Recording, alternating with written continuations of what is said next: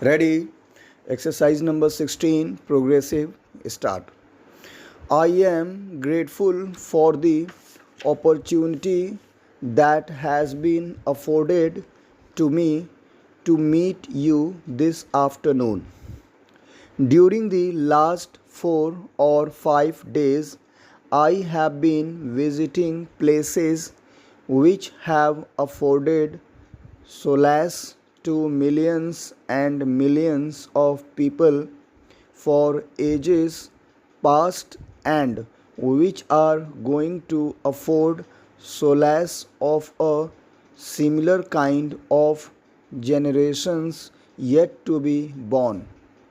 While visiting these places, I have also seen the great architecture which is a speciality of these parts, the like of which you do not see in that part of the country from which I come.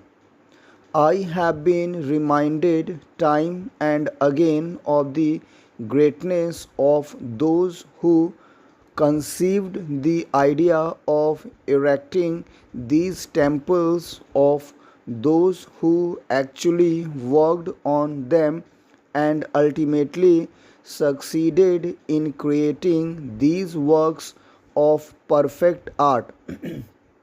And I must confess that I feel somewhat jealous because I cannot find that kind of thing in the north to compare with these great things in the south. I do not regard them or regard you as different from me or from that part of the country from which I come. Therefore, I feel that our ancestors, our seers and sages, in their great wisdom, have bound us all together by silken ties which time, vicissitudes, foreign invasions, and political upheavals have not been able to cut asunder. And today, India, right from Kanyakumari to Kailas, is one, and God willing, shall ever continue to remain one. We have had differences of language, of custom, of ways of living prevalent in this country for centuries. But underlying all these differences, there has been an undercurrent of unity, nay, of full unity, which has kept India together in spite of political differences in this vast land. Stop, next para. It has been rightly pointed out by you, Mr. Vice Chancellor, that there is a genius of reconciling different ideas which is inherent in our land, and it is that genius which has preserved this ancient land, its glory, its civilization, and its culture, which are even today, I make bold to say, not inferior to that of any other part of the world. Until, say, 2 centuries ago, our people in this country were in no way inferior to any other part of the world in any matter, be that in the sphere of arts or sciences. During the last 2 centuries or so, fallen far behind others now. Stop. Next para.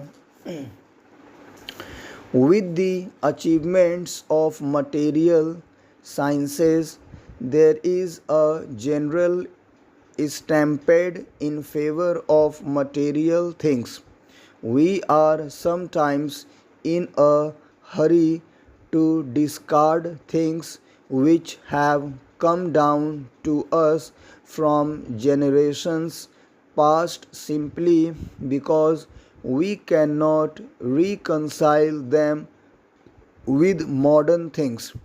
But I say with great respect to all friends who hold that view that the scientific spirit requires that nothing should be discarded and nothing should be accepted without examination or analysis. And I plead that there is much in our past which has to be studied and examined, the true meaning of which has to be appreciated. And when that is done, I have no doubt in my mind whatsoever that we shall never have reason to feel sorry later. I have no doubt we shall in that event ever be able to look to other people with a certain amount of pride. For after all, our past is not to be despised. It is something which can inspire the present and the future. Stop. Next para. Today, the world is passing through a great crisis. Technical achievements in science have reached a stage where, unless and until they are controlled and guided by moral and spiritual forces, they will destroy themselves and the world. And there it is that our great heritage can play its part. But can we do that today? I am afraid not. We have to acquire that position for ourselves by reviving something of the past, by modernizing it and adapting it to modern conditions, and also by adopting something of the modern world to equip ourselves for that great task. Unfortunately, a great leader who understood the significance of the past and the significance of the modern world is no more with us. Gandhiji was in his own way trying to bring out a conciliation between the two. He had, I believe, hoped to be able to live long enough to give true guidance to the world at large. While he was engaged in the struggle for freedom, he refused to go to foreign countries because he felt that he had no message to give to the world until he had found a good place for it in his own country.